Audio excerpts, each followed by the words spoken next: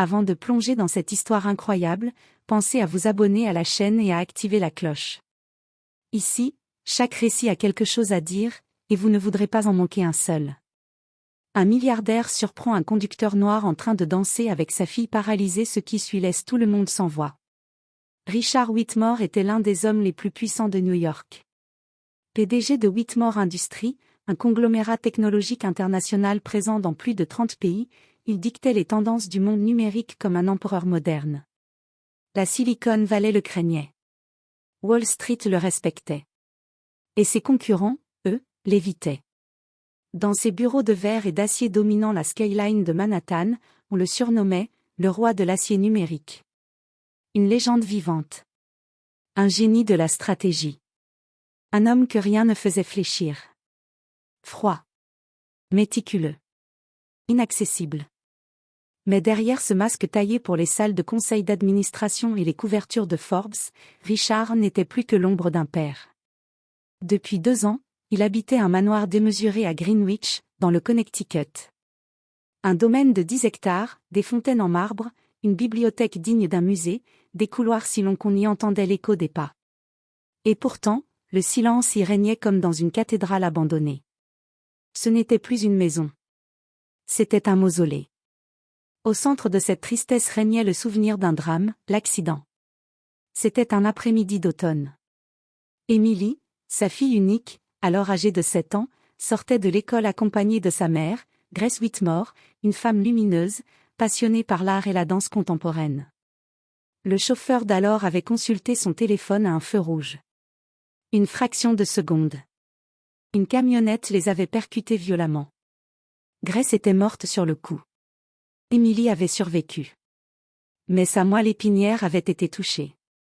Diagnostic brutal, paralysie des membres inférieurs. Pas de traitement miracle. Peut-être une chance, dans 10 ans, avec de nouvelles thérapies. Peut-être jamais. Depuis ce jour, Richard avait cessé de vivre. Il s'était réfugié dans le travail comme un naufragé sur un radeau. Il arrivait au bureau à l'aube, en repartait tard dans la nuit. Il avait transformé la douleur en productivité, les larmes en tableau Excel, l'absence en expansion internationale. Il achetait des entreprises comme d'autres avalaient des tranquillisants. Mais le soir, en rentrant, il entrait dans la chambre d'Emily, et s'effondrait en silence. Elle l'accueillait toujours avec un faible sourire. Elle ne se plaignait jamais. Elle lisait, dessinait. Mais ses yeux, eux, avaient perdu cette étincelle de malice, cette lumière vive qui faisait autrefois fondre son cœur. Elle ne demandait plus rien. Et lui, incapable de parler sans trembler, restait en retrait. Prisonnier de sa propre culpabilité. Il avait engagé les meilleurs spécialistes. Des chirurgiens suisses. Des neuroscientifiques japonais. Des experts en robotique de Tel Aviv. Il avait même fait privatiser un centre de rééducation entier à Genève pendant 6 mois. Mais rien n'y faisait. Chaque échec médical, chaque retour d'analyse négatif, renforçait l'idée qu'il avait échoué là où il ne pouvait pas échouer, protéger sa famille. Et dans ce monde où tout pouvait être acheté, influence, pouvoir, technologie, la guérison de sa fille restait hors de portée. Richard n'était plus qu'une silhouette solitaire. Un géant de verre fissuré de l'intérieur. Et personne ne le savait. Il n'avait plus d'amis. Plus de confidents. Juste des actionnaires, des conseillers juridiques et des assistants anonymes qui évitaient de croiser son regard. Il portait des costumes sur mesure, mais dormait à peine 4 heures par nuit. Il mangeait dans les restaurants les plus chers, mais ne sentait plus le goût des plats. Il possédait des yachts, des jets privés, des villas en Italie, mais plus rien ne lui appartenait vraiment. Jusqu'au jour où, par un simple hasard, un détour anodin vers le parking souterrain de sa propre entreprise allait changer le cours de sa vie. Ce jour-là, Richard Whitmore avait décidé, sans raison apparente, de descendre lui-même chercher un dossier oublié dans sa voiture. Un geste inhabituel pour un homme de son rang, habitué à tout déléguer, y compris le moindre déplacement entre 2 étages. Mais quelque chose en lui, un poids, un trouble, un souffle venu de nulle part l'avait poussé à ne pas appeler son assistant. Il sortit de son bureau, prit l'ascenseur seul. Aucun mot. Aucun regard. Il ne répondit pas au salut des collaborateurs dans le hall. Il traversa les couloirs luxueux du siège social comme un fantôme en costume. Puis il descendit au sous-sol, dans le silence feutré du parking privé, accessible uniquement aux hauts dirigeants. Ce sous-sol, d'habitude, lui paraissait froid et fonctionnel. Ce jour-là, il semblait étrangement vivant. Alors qu'il s'approchait de sa limousine noire, parfaitement alignée, il s'arrêta net. Un bruit. Un son familier. Un rire. Et pas n'importe quel rire. Le rire d'Émilie. Un éclat franc, sincère, lumineux, qui transperça son cœur comme un souvenir oublié. Il tourna lentement la tête. À quelques mètres de là, dans un espace dégagé entre deux piliers de béton, sa fille était là. Assise dans son fauteuil roulant, légèrement inclinée vers l'avant, les joues rouges de joie. Elle battait des mains, riait à gorge déployée, les yeux brillants comme au plus beau jour de son enfance. Et devant elle, un homme dansait. Pas avec grâce, non. Pas comme un professionnel. Mais avec une énergie contagieuse, une légèreté dans les épaules, un sourire aux lèvres. Il tournait, glissait sur le sol lisse, faisait semblant de trébucher pour la faire rire. Il claquait des doigts en rythme, chantonnait une mélodie à mi-voix, et soudain, exécuta un moonwalk approximatif qui déclencha une nouvelle salve de rire. C'était Marcus Bell. Le chauffeur personnel de la famille depuis 6 mois. Un homme noir de 38 ans, toujours poli, toujours ponctuel, discret au possible. Richard savait peu de choses sur lui, si ce n'est qu'il était veuf et père d'un adolescent. Il avait été recruté par son majordome. Silencieux, irréprochable, presque invisible dans la maison. Jusqu'à aujourd'hui. Ce jour-là, Marcus dansait comme un oncle au mariage de sa nièce.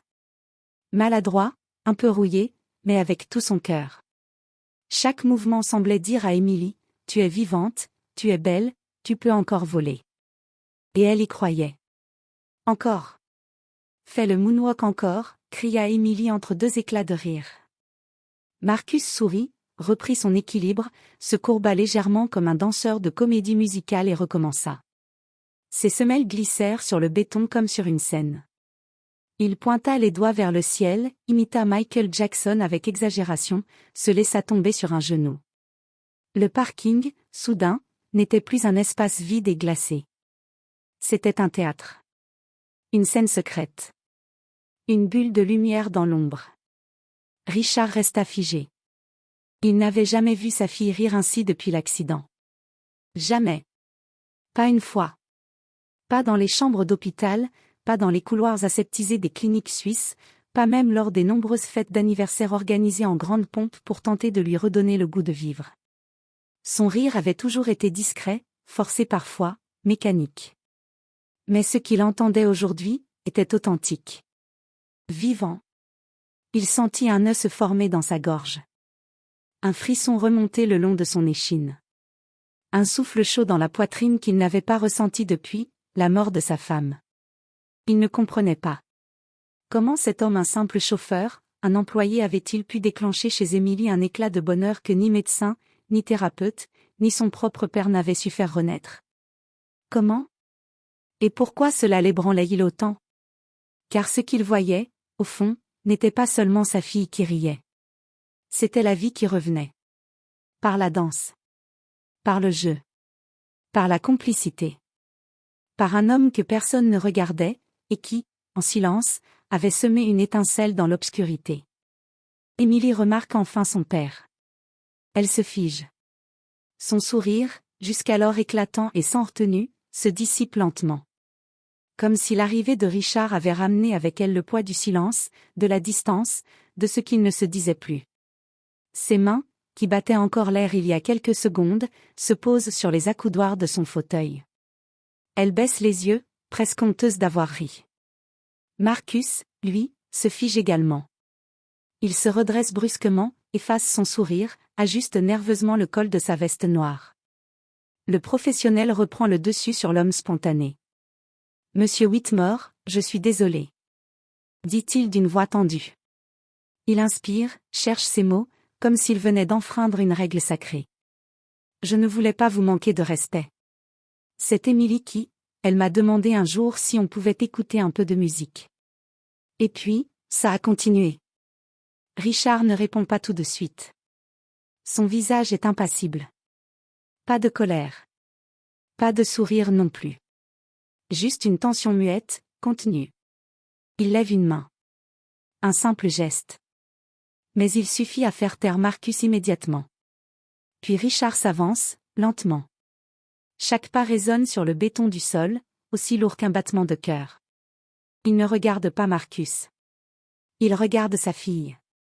« Depuis combien de temps vous faites ça ?» demande-t-il calmement. Marcus hésite, puis se redresse un peu plus, comme un homme qui accepte son sort. 3 mois. Tous les jours après l'école. Juste 20 minutes. Parfois plus. Elle me le demandait avec un tel regard, je n'ai pas su dire non. Je me suis dit qu'un peu de musique, un peu de mouvement, ça ne pouvait pas lui faire de mal. Il se mord la lèvre. J'aurais dû vous en parler. Je sais. Silence. Un silence étrange. Ni froid, ni hostile. Mais dense. Chargé. Le genre de silence où l'âme cherche les mots que le cerveau ne trouve pas. Richard regarde alors Émilie. Sa petite fille. Elle ne lève pas les yeux. Ses doigts serrent doucement les manches de son pull, comme pour s'accrocher à quelque chose d'invisible. Son visage, si expressif il y a un instant, semble maintenant figé dans la crainte d'avoir brisé une règle. Alors Richard fait un geste rare. Il s'agenouille. Lui, l'homme debout dans tous les cercles de pouvoir. Lui, dont les genoux ne touchent jamais le sol, ni dans les réunions, ni dans les négociations, ni même dans le deuil. Mais là, devant sa fille, il se baisse, lentement. À sa hauteur. Il veut la voir. La vraiment voir. C'est vrai, Émilie? Tu aimes ça? Elle lève timidement les yeux. Ses lèvres tremblent un peu. Elle hoche la tête. Oui, papa. Sa voix est douce, presque un souffle. Mais ce qu'elle dit ensuite transperce Richard comme une lame d'amour. Il me fait voler. Même quand mes jambes ne peuvent pas. Il ferme les yeux. Et soudain, le monde s'effondre. Pas dans le chaos, non. Dans le silence. Il sent son cœur se briser d'une manière nouvelle. Pas sous le choc de la douleur, mais sous la violence d'une vérité simple, il était passé à côté. 2 ans à courir après des solutions médicales, à signer des chèques, à construire des cliniques comme on érige des cathédrales. Mais pas une seule fois, il ne s'était demandé ce qui la faisait se sentir vivante. Et voici qu'un homme, sans diplôme, sans blouse blanche, sans autre outil que son corps et sa tendresse, avait su éveiller quelque chose qu'il croyait mort à jamais. La joie. La joie pure, simple, gratuite. Il regarde Marcus, cette silhouette droite, toujours humble. Et il comprend. Ce lien entre sa fille et lui, ce lien qu'il croyait lui appartenir par droit de sang et de souffrance, un autre homme l'avait tissé en silence, dans les creux que lui, Richard, avait désertés. Pas par malveillance. Mais par peur. Peur de ne pas savoir comment faire rire une enfant qui ne marche plus. Peur d'échouer là où il avait déjà tout perdu. Et cet homme, Marcus, n'avait pas fui cette peur. Il avait osé rester. Avec ses maladresses. Ses pas de danse bancale. Son cœur entier. Et aujourd'hui, ce simple geste devenait une leçon. Le lendemain matin, Marcus Bell se tenait devant la porte du bureau présidentiel du 80e étage de Whitmore Tower. Il n'y était jamais monté. D'habitude, son monde se limitait au parking, au hall d'entrée, parfois à l'ascenseur privé pour accompagner Émilie. Il n'avait jamais vu la vue que les puissants voyaient. Il n'avait jamais foulé le sol en marbre poli de cet étage réservé à l'élite de l'entreprise. Il portait son uniforme noir parfaitement repassé, ses chaussures cirées au point de refléter la lumière. Mais ses mains, pourtant habituées au volant et aux efforts, tremblaient légèrement. Qu'avait-il fait de mal? Était-il en train de se faire congédier? Était-ce trop personnel, trop déplacé, de danser avec la fille d'un homme comme Richard Whitmore? Il avala sa salive, respira profondément. La secrétaire lui ouvrit la double porte vitrée. Le bureau était immense. Entièrement vitré sur 3 côtés, il donnait l'impression de flotter dans le ciel. Au loin, la ville s'étendait comme un tapis vivant. On entendait à peine le vrombissement de la circulation, filtré par l'épaisseur insonorisée des parois. Au centre, un bureau en bois noir, massif. Derrière lui, Richard Whitmore se tenait debout. Pas assis comme d'habitude. Debout. Attendant. Il tenait une enveloppe beige dans les mains. « Entrez, Marcus, dit-il simplement. Marcus avança, lentement. Il garda une distance respectueuse. Il n'osa pas encore parler. Son regard effleura les murs, des œuvres d'art abstrait, des trophées d'innovation, des cadres de diplômes universitaires. Aucun portrait de famille. Richard s'approcha de lui, tendit l'enveloppe sans détour. « Je vous dois une reconnaissance que je ne saurais décrire. » Marcus fronça légèrement les sourcils, confus. Il s'attendait à une mise en garde. Pas à ça. Vous avez fait ce que personne, pas même les plus brillants experts que j'ai payés à prix d'or, n'a su accomplir. Vous avez redonné à ma fille l'étincelle. Le goût de rire. De vivre. Vous lui avez offert quelque chose d'invisible mais essentiel. Il marqua une pause, puis ajouta d'une voix plus grave. Et je refuse de me contenter de remerciements. Marcus prit l'enveloppe, l'ouvrit lentement. À l'intérieur, un contrat. Imprimé sur papier à en-tête de Whitmore Industries. Le texte détaillait la création d'un centre de rééducation intégrative, situé à Brooklyn, dans un ancien bâtiment industriel entièrement rénové par la fondation familiale. Son nom ? Le Centre Emily. Et plus bas, dans la section des nominations. Marcus Bell, directeur artistique thérapie par le mouvement, la musique et l'expression émotionnelle. Il lut et relut. Le contrat offrait un salaire confortable, une équipe, un budget, et surtout, une confiance écrite noir sur blanc. Marcus releva les yeux, abasourdi. Monsieur Whitmore, je crois qu'il y a une erreur. Je ne suis pas qualifié pour ça. Je ne suis qu'un chauffeur. Il posa le papier sur la table, presque inquiet de l'avoir touché. J'ai dansé avec votre fille parce que je ne savais pas quoi dire à une petite fille triste. Je l'ai fait comme un père, pas comme un thérapeute. Je ne suis ni formé, ni diplômé. Richard s'approcha d'un pas lent. Non, Marcus. Vous êtes celui qui a guéri ma fille sans la toucher. Et ça, aucun médecin ne l'a fait. Aucun robot, aucun centre en Suisse. Aucun rapport médical. Il s'interrompit, puis poursuivit plus doucement. Je suis un homme qui a bâti des empires. Mais vous avez su bâtir un pont. Un pont entre la douleur et l'espoir. Entre la paralysie et l'imaginaire. Ce que vous avez fait n'est pas seulement beau. C'est fondamental.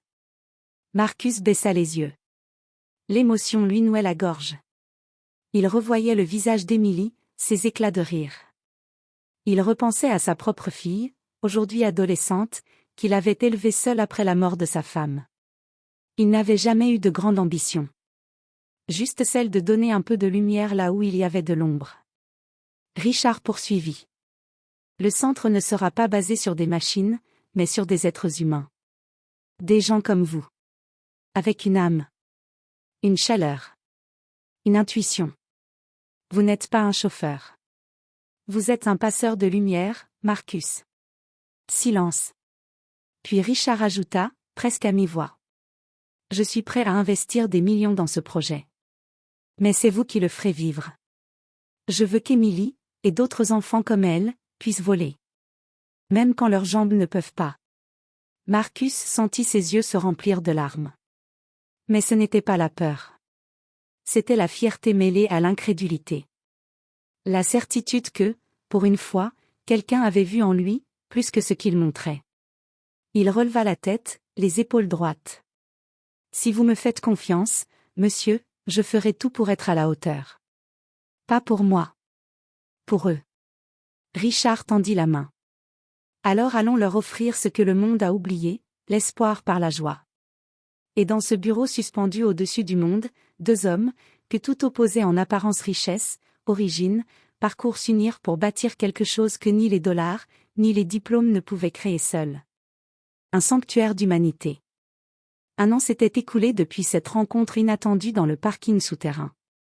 Un an depuis que Richard Whitmore avait tendu la main à Marcus Bell, offrant bien plus qu'un contrat, une mission, une vision.